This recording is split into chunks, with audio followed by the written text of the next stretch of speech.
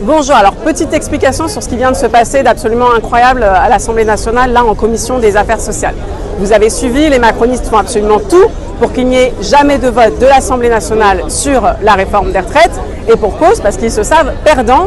au sein de l'Assemblée nationale, comme ils sont perdants d'ailleurs dans l'ensemble du pays, puisque une immense majorité de Français sont contre. Alors, la prochaine étape, c'est qu'il y a une proposition de loi déposée par Lyotte jeudi prochain qui doit s'examiner. Et pour que cette proposition de loi ne soit pas examinée dans l'hémicycle telle qu'elle, pour qu'elle ne soit pas votée telle qu'elle dans l'hémicycle, ils viennent de magouiller en commission des affaires sociales. D'abord, ils ont remplacé certains députés qui étaient favorables à cette proposition de loi Lyotte, donc au retour à 62 ans,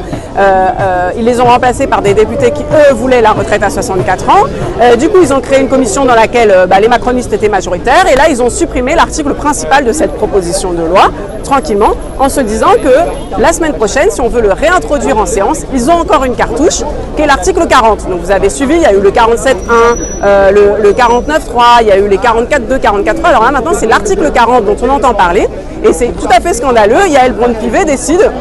qu'elle pourrait juger irrecevable une proposition de loi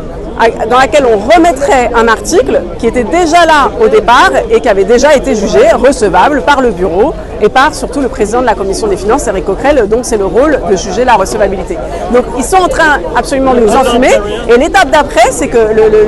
la magouille sur le gâteau, c'est que là en commission, on avait déposé beaucoup de sous-amendements justement pour pouvoir faire durer la commission et pour pouvoir dire à Yaël Braun-Pivet, nous, on n'arrêtera pas de débattre, on n'arrêtera pas de défendre nos amendements tant que vous vous engagerez pas à ne pas à permettre ce vote à l'Assemblée nationale, tant que vous engagerez pas renoncer à toute obstruction. Eh bien, on voulait donc engager ce rapport de force, et là, la présidente de la commission des affaires sociales a décidé qu'on n'étudierait pas nos amendements. Et ça, c'est vraiment quelque chose qui ne s'est jamais vu. Il y a même quelque chose dans la Constitution qui s'appelle le droit d'amendement. Et donc là, on se retrouve avec quand même une situation très très grave dans le pays où l'opposition parlementaire